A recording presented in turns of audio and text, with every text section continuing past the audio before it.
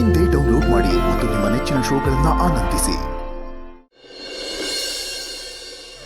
ಅಶ್ವತ್ಥಾಮ, ಬಲಿರ್ವ್ಯಾಸೋ,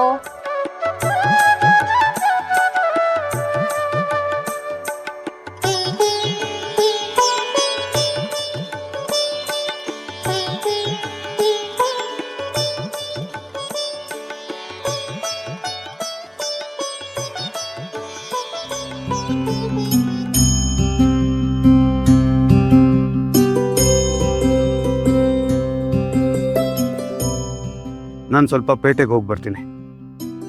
ನೋಡೆ ನಿಮ್ಮಪ್ಪನ್ನ ಈ ಮದ್ವೆ ಬೇಡ ಬೇಡ ಅಂತಿದ್ದೋರು ಇವಾಗ ಮದ್ವೆ ಗಂಡಿನ್ಗಿಂತ ಹೆಚ್ಚಾಗಿ ಅಲಂಕಾರ ಮಾಡ್ಕೊಂಡು ಅಳಿಯನ್ ಸ್ವಾಗತ ಮಾಡೋಕೆ ಸಿದ್ಧವಾಗಿದ್ದಾರೆ.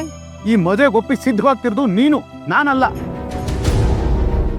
ನನಗೆ ಆಗ್ಲೂ ಇಷ್ಟ ಇರಲಿಲ್ಲ, ಈಗಲೂ ಇಷ್ಟ ಇಲ್ಲ. ಅವ್ರ ಮನೆಗೆ ಬಂದಾಗ ನಾನು ಇರಬೇಕಾದ ಅಗತ್ಯನೂ ಇಲ್ಲ. ಅದಕ್ಕೆ ಹೊರಗಡೆ ಹೋಗ್ತಾ ಇದ್ದೀನಿ. ಇದನ್ನೇ ಬೇಡ ಅನ್ನೋದು. ಅಷ್ಟಿಷ್ಟ ಇಲ್ದವ್ರು ಅವತ್ತು ಅವ್ರ ಮನೆಗೆ ಬಂದು ಅಷ್ಟ ಕುಂಕುಮ ಕೊಟ್ಟು ವಧು ಪರೀಕ್ಷೆಗೆ ಬನ್ನಿ ಅಂತ ಯಾಕೆ ಕರಿಬೇಕಾಗಿದ್ದು? ನಿನ್ ಒತ್ತಾಯ ಬಂದಿದ್ದು. ಒತ್ತಾಯ ಅಂದ್ರೇನು? ನಾನೇನ್ ನಿಮ್ಮನ್ನ ಮೂಟೆ ಕಟ್ಟಿ ಹೊತ್ಕೊಂಡು ಹೋಗಿದ್ನಾ? ಯಾವುದಕ್ಕೂ ಬೇಕು ಬೇಡ ಅನ್ನೋದಕ್ಕೆ ಒಂದು ಕಾರಣ ಇರಬೇಕು. ಬೇಕು ಅನ್ನೋದಕ್ಕೆ ನಾನು ಒಂದು ಕಾರಣ ಕೊಟ್ಟೆ, ಆದ್ರೆ ಬೇಡ ಅನ್ನೋದಕ್ಕೆ ನೀವು ಇವತ್ತಿನವರೆಗೂ ಒಂದು ಕಾರಣ ಕೊಟ್ಟಿದ್ದೀರಾ? ಅಂತ ಬಲವಾದ ಕಾರಣ ಯಾವ್ದಾದ್ರು ಇದ್ರೆ ಹೇಳಿ. ನಮ್ಮ ಮಗಳಿಗಿಂತ ದೊಡ್ಡದು ಯಾವುದೂ ಇಲ್ಲ. ಈಗಲೂ ಬಂದವ್ರ ಮುಂದೆ ಬೇಡ ಅಂತ ಹೇಳಿ ಕಳ್ಸೋಣ.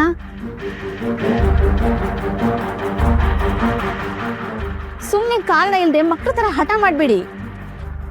ನಾವೇ ಹೋಗಿ ಕರೆದು ಬಂದ್ಮೇಲೆ ಮರ್ಯಾದೆಯಿಂದ ನಡೆಸ್ಕೋಬೇಕು.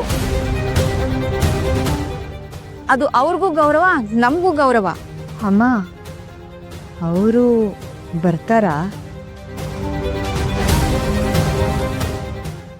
ನೋಡಿದ್ರ, ನಮ್ಮ ಮಗಳು ಯಾವತ್ತಾದ್ರೂ ನಮ್ಮ ಮುಂದೆ ಈ ತರ ಮಾತಾಡಿದ್ದುಂಟಾ? ಅವಳು ನಾಲ್ಗೆಯಲ್ಲಿ ಗೃಹಾಭಿಮಾನಿ ದೇವತೆಗಳು ನಿಂತು ಆಡಿಸ್ತಾ ಇದ್ದಾರೆ. ದೇವತೆಗಳಿಗೆ ಒಪ್ಪಿಗೆ ಆದ ಹುಡುಗ, ನಿಮಗ್ ಒಪ್ಪಿಗೆ ಇರಲ್ಲ ಅನ್ನೋದೇ ನನ್ನ ಚಿಂತೆ. ನಡಿಯಮ್ಮ ಸ್ನಾನಕ್ಕೆ. ನಿಮ್ಮಪ್ಪಂದು ಯಾವಾಗ್ಲೂ ಇದ್ದಿದ್ದೆ.